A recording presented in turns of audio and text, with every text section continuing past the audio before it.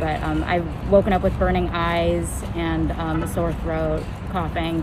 I've had friends talk about getting nosebleeds. It's just awful. I'm sleeping in a mask.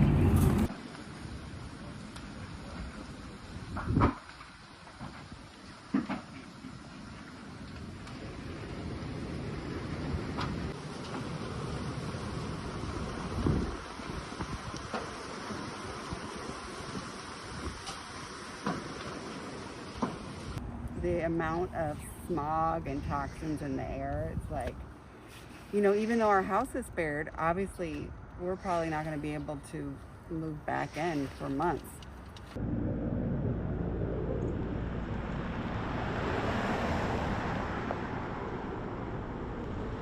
The air is not healthy for people who are challenged from a respiratory standpoint.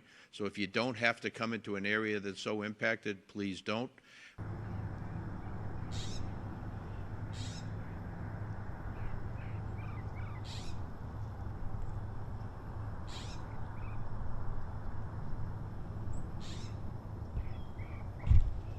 Wildfire smoke contains very fine particulate matter. This is called particulate matter 2.5.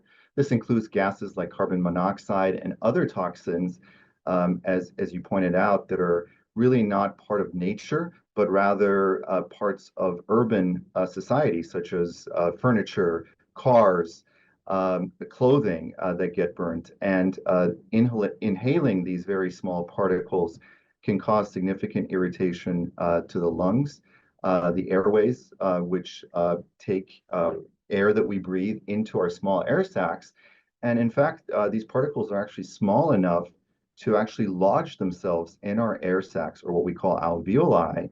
And ultimately, they certainly can enter the bloodstream, wherein we sometimes see non-respiratory effects like cardiovascular effects of smoke exposure, especially in people that are vulnerable.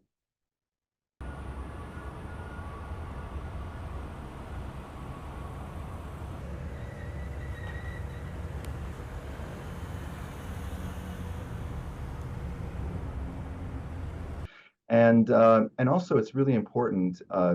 This sounds very simple, but for individuals that have underlying respiratory disease or pre-existing conditions, to really ensure that they are regularly taking their medications, their inhalers, for example, and that they have a sufficient supply, especially because during periods of such as this, they may need to use some of their inhalers that they use for rescue on a more frequent basis.